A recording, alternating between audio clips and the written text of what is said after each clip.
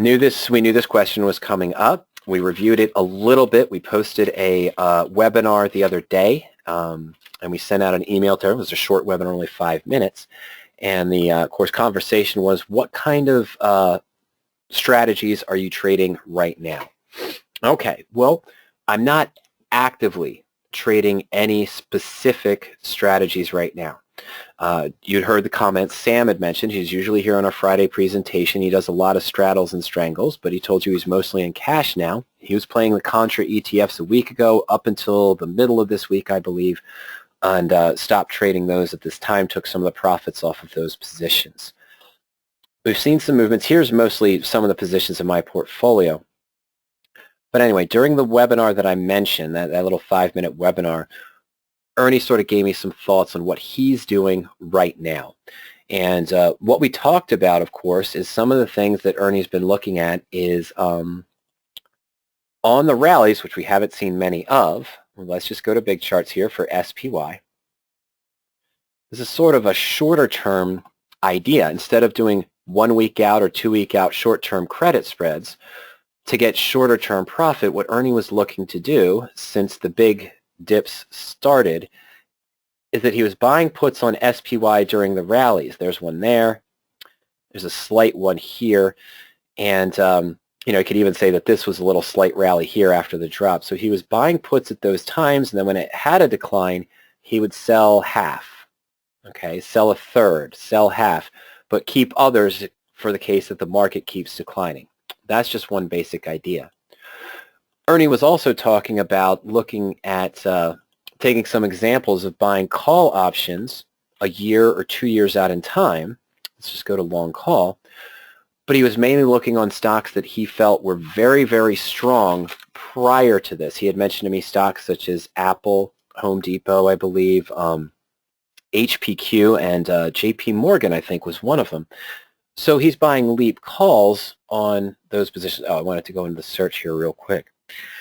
And then I had mentioned in that little webinar briefly that some of the ones that I was looking at were things that we've noticed.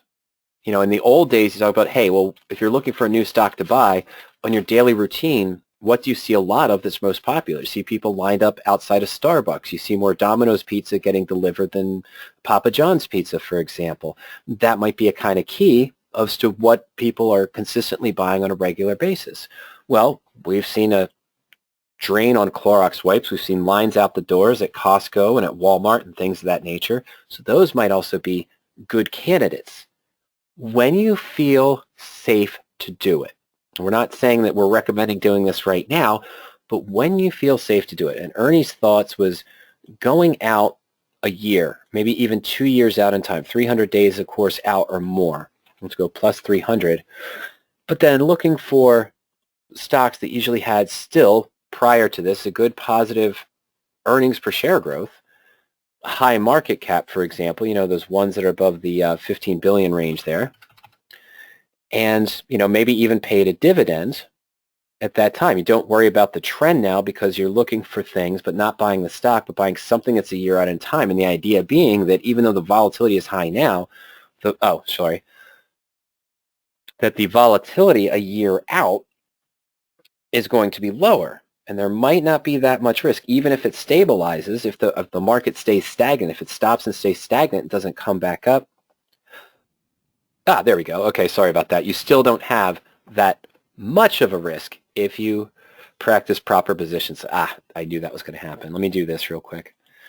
Also, as far as the strikes go, that's a follow-up question is, well, what selection do you do? Well, that's up to you. Do you want to go deeper in the money depending on your outlook for the position, or just a couple of strikes maybe in the money? We'll just go 2 to 3 strikes in.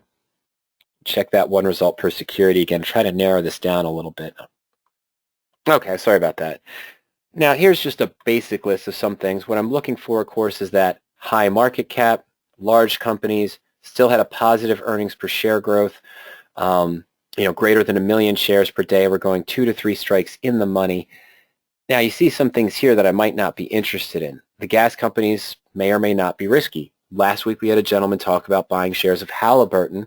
Well, I would only buy any shares of stock right now if I was protecting them with a married put.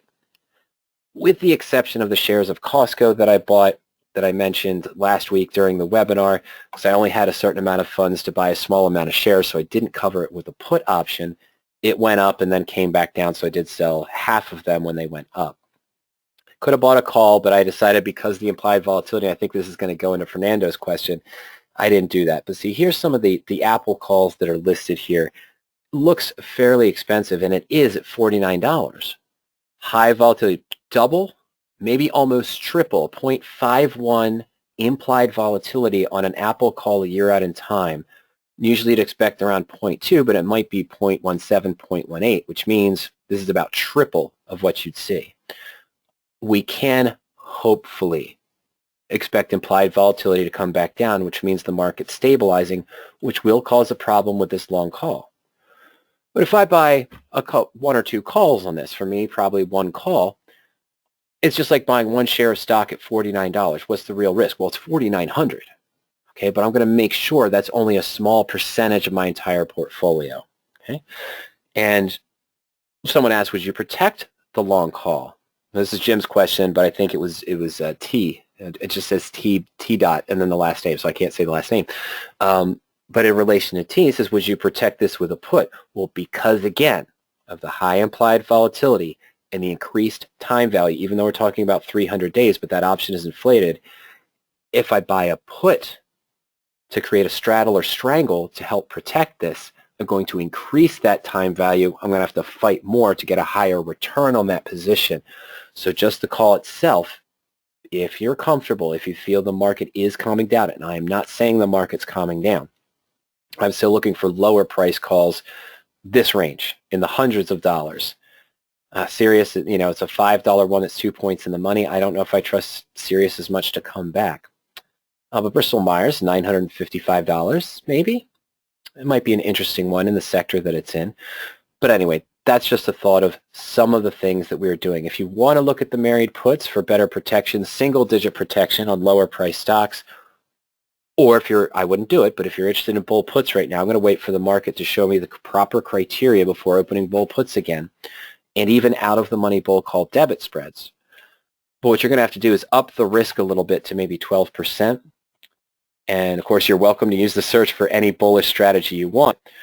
But for the default screens for covered calls, naked puts, bull put credit spreads, bull call debit spreads, even the long calls, you're going to have to take out some of these technicals that are looking for stocks in an uptrend, whether it's based on the MACD, the number of days the stock has crossed above the 20-day moving average or above the upper Bollinger Band or the simple moving average, because stocks aren't in that area, right? They're not going to be there. No, nothing like it. The only thing that's like that right now is inverse ETFs. Okay, so there's nothing wrong with opening a married put on an inverse ETF. Oh, I'm sorry, yeah. I might want to increase this too, leave that open, take the risk up to, it should be good at about 14 there. Anyway, really won't go above 12. I should be getting some results. There we go. Yeah, Yandex is at 12.9, right around Citigroup position at 13.3 for, too short of a time frame. But the Comcast one at 8.7 for 300 days out in time might be pretty good, but that is a little bit, pretty deep in the money. So that one might be a little bit tough, right? Be right on the cusp of where I'd want to enter that position.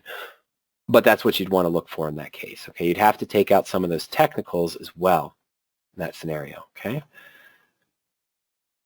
Okay, and this does go to Fernando's question. I touched upon it briefly, Fernando, and I touched upon it a little bit last week. We were discussing opening a new married put with the income method number 12 structure. And Fernando's question is a good period to open some straddle structures because of the high volatility. If you're still expecting further market swings and quick ones, not gradual, you know, let's say we settle a little bit, but we continue down and we drop 3% a day for the next 10 days. I'm not saying that's going to happen, okay, but let's say that we do. That would be enough to actually maybe lower the implied volatility because it's not moving 7%, 8% in the morning, 10% by the end of the day, okay? And in that case. So the risk here is that there's two things involved with picking a straddle or a strangle right now. And you heard Sam's comments, Fernando, who likes to trade these straddles and strangles. He said he's not leaving them open over the weekend because you just don't know what to expect. It's better to gauge the market and then possibly go in. But the other thing on that, Fernando, related to your comment is what expiration to choose. So we know they're going to be expensive. They're going to be expensive buys with this heightened implied volatility. We're just going to look at SPY. And sure, I know you could buy a 5-day out, even a 3-day out. Well, you can't now. But on Monday, you could buy the Wednesday series. On Wednesday, you could buy the Friday series, and so on and so forth. They've got these every 3-day now expirations for SPY, SPX. But the farther you go out, the more of a movement you're going to need even in the short term. But you're still going to be paying into a higher implied volatility likely in the shorter term. So these are still going to be overpriced. Let's just take an at-the-money 5 days. Oh, I'm sorry. Let's go next week. My apologies. Let's go to the 27th, 7 days away. And let's take the direct at-the-money strikes here for SPY, which closed at 228. So, I'm sorry. Is it 228.70? 228.80. So let's call it 229. 1 week out, at-the-money call is 1080. 1 week out. Normally on SPY, with an average implied volatility, probably around 0.14, 0.15, you'd expect this to be $1.10 for a 7-day option that's at the money. $1.20. We're at a factor of 10, maybe even a little bit more. By the call and the put, we're looking at a $20 move minimum. Oh, let's be honest. Let's call it 21. $21 move minimum. One straight direction in the next 7 days in order to get to break even. Not to profit, just to get to break even. It doesn't even show up on this graph. So you can see here the lower break even, because you're going to start losing that time value that's inflated. The implied volatility is probably going to stay up, Fernando, but you're going to start losing time premium. It's extrinsic value and time premium as well as intrinsic, but we're right at the money. So all of this is what we'd call extrinsic value, which is part time value, part inflation due to implied volatility. 21.51. So that tells me what? We'd need the stock to be trading at, we need this to be at 207 in the next 5 days, or back up to 250. Okay, well, 249.80, so let's call it 250. Not likely in 7 days. Knock on wood. I wouldn't mind it if it moved back up. That would be great for the world. That means every news that came out just went really good if we saw it go back up to 250 in the next 7 days. If it drops down to 207, we know things are getting worse. We don't want to see that. An implied volatility would spike, which might work in your favor in that case. But it's so high right now, we might expect to see a fluctuation like we did this week when the VIX and UVXY peaked out at their tops after it looked like they were settling for a little bit. But it's really tough to tell. Okay, so we'd want to go further out. Let's scroll through all our options here again. Let's give us some time. We put in that 60, maybe 90 days, got to May. Let's go out to June. What's our 228 strikes going to be if we even have sync? Oh, we do. Good. So this is okay. Now you're tripling. Oh, not even tripling. You're really extending the time, which is great. But you're paying a little bit more than double for each. Now we're at $46, $47. Now, you'll say, well, that's okay because I'm expecting the markets to recover, or I expect during this time we might see a 10 or 15 point move, which means that I could still see a profit on this position. Well, let's say we get a 20 point move up. Now we're at $47 in. Let's say we see a 20 point movement up in the next 3 weeks. SPY goes up to 249 beginning of April. Okay? It's 10% move. It's not unheard of, especially with the movements we've been seeing recently. Let's call it April 10th, April 13th. Why not? Okay, so let's go ahead and do that. Okay, so with a 10% move, even if volatility stays the same, we'd still be at a loss on this position. 20 point move, a little bit under 10%. Let's put it 22 even. Okay, let's put it up to 251. True 10% move. in about 3 weeks. We're holding July options. Oh, sorry there. And we're still at a loss. Okay, so we probably need this to go, let's see if we get it at 255. There we go. All right, so at 255, we start to see a profit in a few weeks. Now, what is 255 here? Not bad. It's about a 30-point move, so about a 15% movement in SPY. But if it's a gradual 15% move up, Fernando, what would that mean?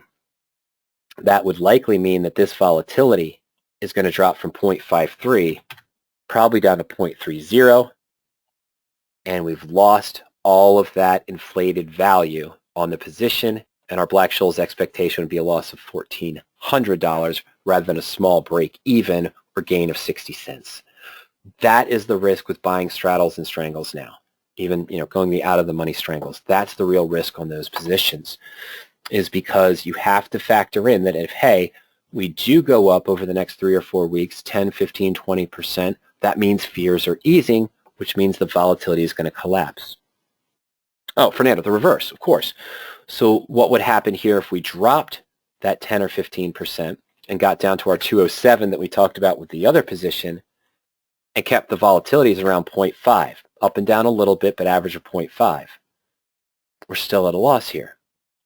Okay, let's take it down the true factor of 10%, the $22. Yeah, that's right where it is. Let's take it down that 15%, drop it down to 197. Fear, let's not talk about it, but volatility stays the same. We're still not at break even yet.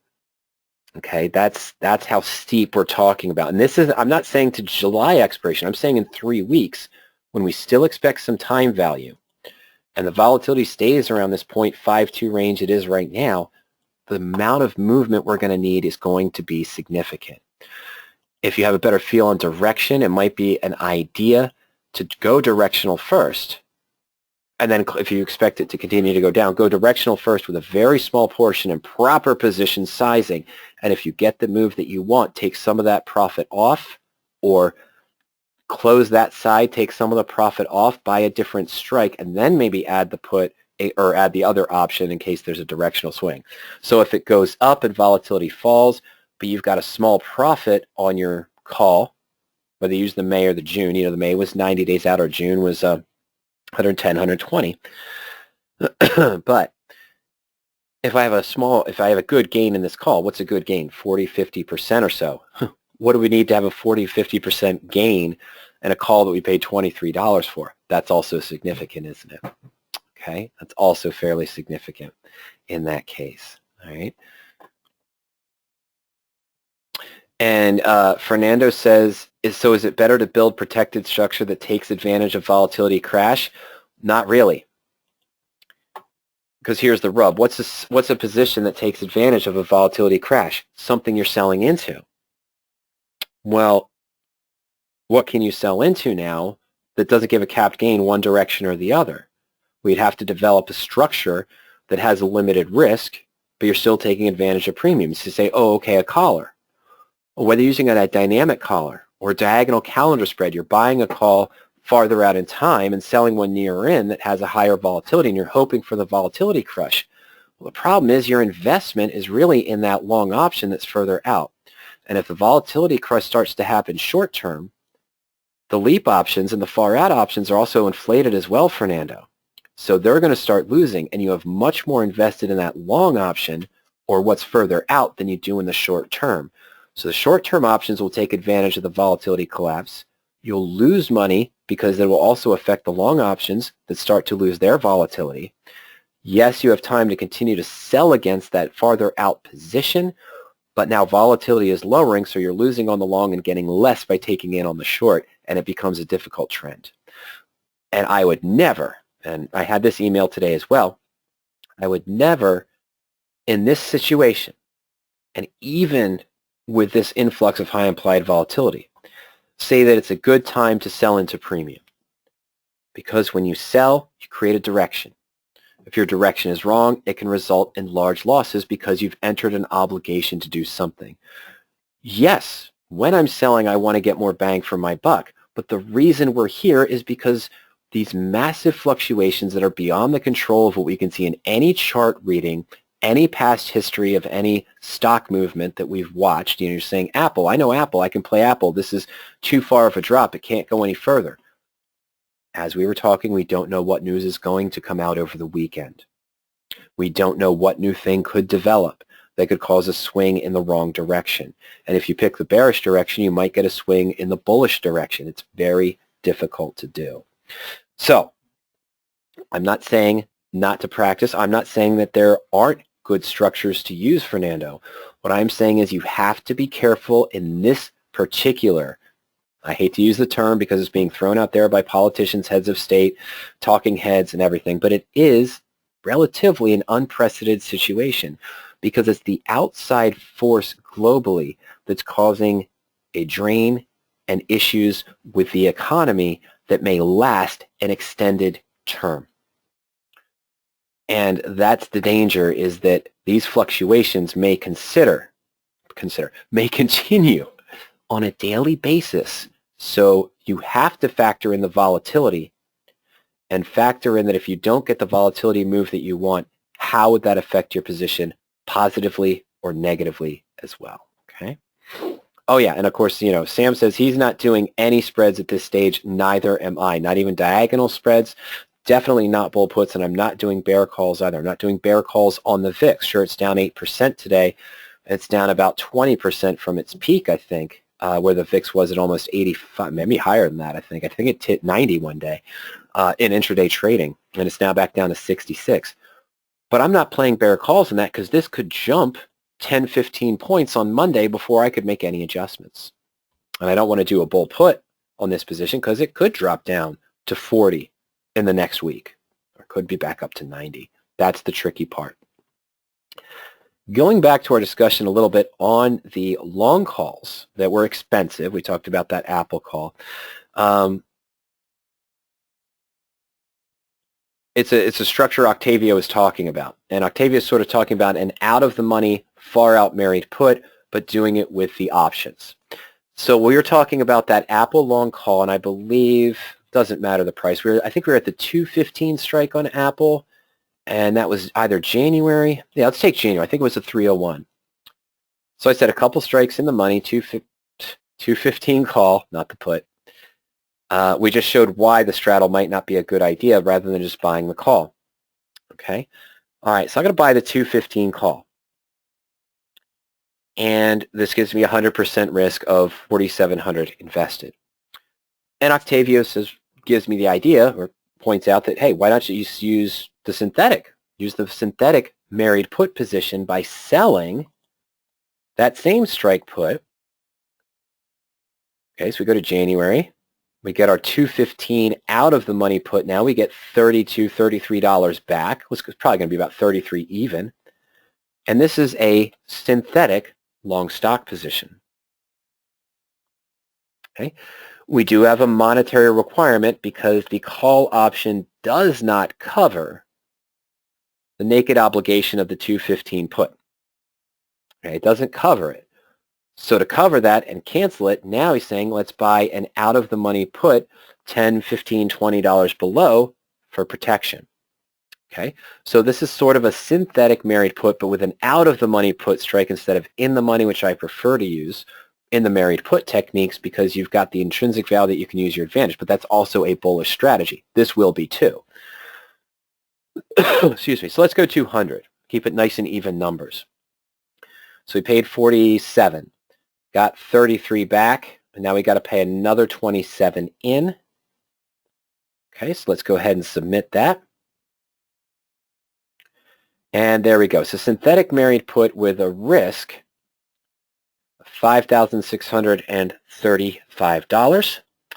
We do have to put up $1,500 in addition to the total debit of $4,100. Why? Because this is a bull put credit spread with a 15-point strike difference. So one contract, I've got to put up that margin requirement in that bull put. Okay. Is this cheaper than buying shares of stock and just buying the January 200 put?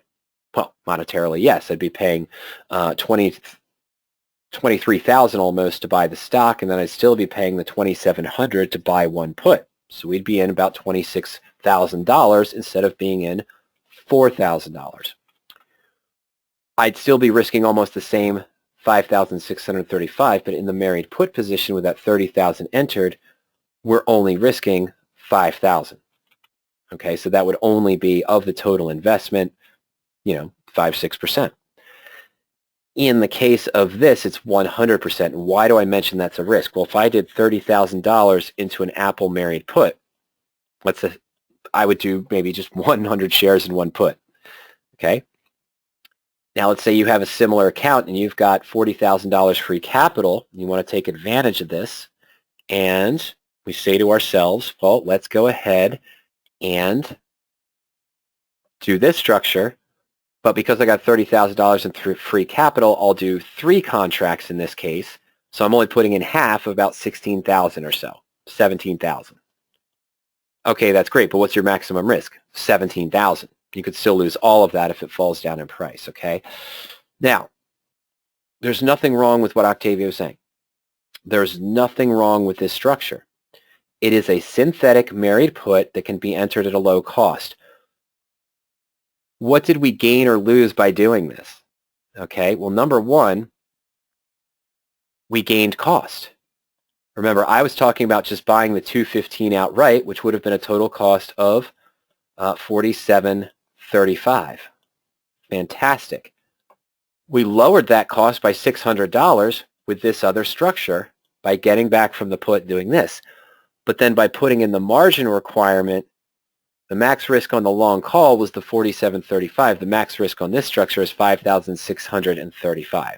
You say, oh, well, you can manage the position. Well, you can manage both. But again, I just wanted to point that out, that your upfront cost is lower, but you've got to cover that bull put debit. And if you did 10 points, this would still be 5,100. So you've increased the potential risk if this just continues down and goes below 200. Yes, we're far out in time for that reason. The reason why Ernie was talking about those 1 year out long calls with low risk is he said, yeah, well, the stock could drop below my strike price in the next 10, 20, 30 days, 60 days as this continues to unfold and we see the effect on the economy going through the next earnings cycle and beyond. However, well, we could manage it, and you could manage this as well. But I just want to point that out, that it is a lower cost up front, but you're probably going to have to put up the margin. That's actually going to increase the risk on the position. Thus, the break even. Okay, it's static break even in this case, meaning that only if we held it to January, made no adjustments and tried to gather no other income there as well, would we need the stock to be trading at 256.35. And that's about equivalent to what the break even would be with the other position. Remember, that would have been at 250, it'd be about 260, yeah, 262 actually. Okay, so because of the value that might retain in the put option and the hedge that you took against it with the lower cost, that's why we get this 256.35 lower break even than just buying the call. So it's a trade-off in that case. I'm not saying there's anything wrong with it. I just have to point out as part of my job the pros and cons. Pro, much lower cost. Still with protection in place, fantastic. Con, it does still increase the risk above what it would just be to buy the call. Pro, it lowers the break even more slightly from just buying the call as well because of that extra kick. Get that extra premium in, then you give some of it back. So it's absolutely something that you could do going forward in that case. You just have to recall the margin requirement that's there when comparing one to the other. Okay? Yeah, and you could do $5 below, but what's that going to do? Okay, $5 below means I'm only have to cover 500 of margin, but this is going to be closer to $33, exactly what I just collected for that 215. Okay, so if I went with the 210, we're going to be paying about $30. So the risk is still likely to increase. The cost basis is still likely to lower a little bit. But again, as you mentioned, this is going to be a higher price too. You'll have a lower risk there, but the maximum risk should be still above where the call is right now. Okay, let's take a look. I'll do real quick. Get the Sam's comment there as well. Let's see here. So let's do the 205. I'm sorry, 210. Wow. January 210 strike. 31. Okay, so at midpoint here, we're going to be paying about 31. So what does that do? 45.15, still lower cost than what we would have paid originally. Risk is higher because we still got to put up the $500. Break even. Oh, it's probably going to be in that same range, 260. Sorry, 45. My apologies there. Yeah, 260. The break even at expiration is going to be right around 260 something, 260.30, 260.40, somewhere in that price range. Okay, yeah, 260.15. Okay. So 256 break even for the other one with the deeper out of the money because you keep more of that premium of what you sold, even though you have a higher margin requirement, $600 more risk. This is still a higher maximum risk than just buying the call outright. Lower margin to cover it, but again, break even back closer to where we were. Oh, and Octavio says you have to, going back to our other position, let's see if I can just go back and get it refreshed. There we go.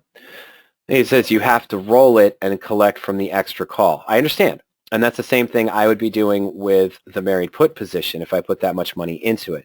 As the stock moved up or down, I'd be using that put option just as you could use the put option here.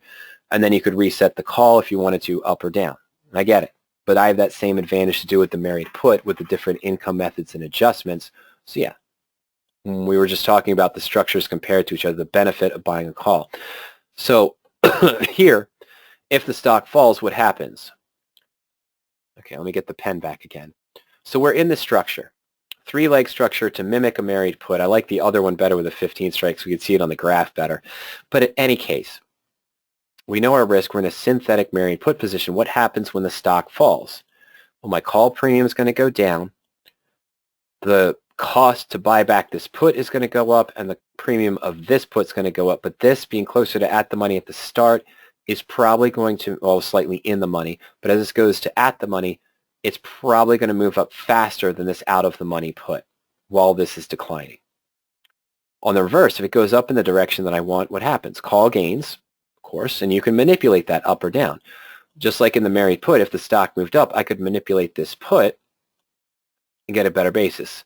But these two are going to lose. Okay, well, you expect that. This one that you sold is going to lose to buy back cheaper. This one you bought is going to lose, sell to close it for a loss. And my married put, as the stock moves up, my put's going to lose. But that's what we use one of those income methods, income method number 4 in the blueprint, because yes, if I move this put up to the next strike as the stock moved up, I'm losing on this put, but this put became cheaper, same as your bought put. No, it's not. Let me rephrase that because I was started in the money. But this goes up. What happens? My put decreases in value, but part of that, part of that tricky ATM bell curve is that on a normal married put, I'd start here in the money. You're starting with a put out of the money. That's okay. It's a good structure, Octavio. What I'm saying is what happens now is our stock's trading here. And as the stock moves up and this bell curve moves, the put that I bought is now at the money and saw a swelling of extrinsic value because it went from in the money to at the money. Yours is still down here on the slope. It's losing all of its time because it didn't have any intrinsic to begin with. So what I can do is swap this to here now, moving it up a strike, and the debit I'll pay will be less than the benefit of the increase in strike prices. Here you've got a losing asset that had no intrinsic. That's why the out-of-the-money married puts we never discuss, because it doesn't give you advantage to work with the put as well as the stock moves up. Yes, you have the lower delta, lower negative delta for that bought put, I understand. But the ATM bell curve gives me a chance to, yes, I'm paying higher intrinsic, but if the stock moves up, I'm guaranteed to get that back. But the time value swell is now in my favor as my in-the-money put goes to at-the-money. And that's one of the advantages of doing it. But in either case, if we had set it up comparing true apples to apples, Octavio, this structure here versus an at-the-money married put at the 210 strike, sure, if I'm at 210 here, now as the stock moves up to the next range, we have our new curve, we're down here. We're losing time value and just have a wasting asset. We don't get advantage of that crossover is what I'd want to see with the in-the-money married put to start. But that's okay. Apples to apples, you're right. We'd both be losing on that put. The short put that we sold would probably be not losing, might be losing as fast because it had increased time value as well. and our call is gaining, and we can adjust any of those legs.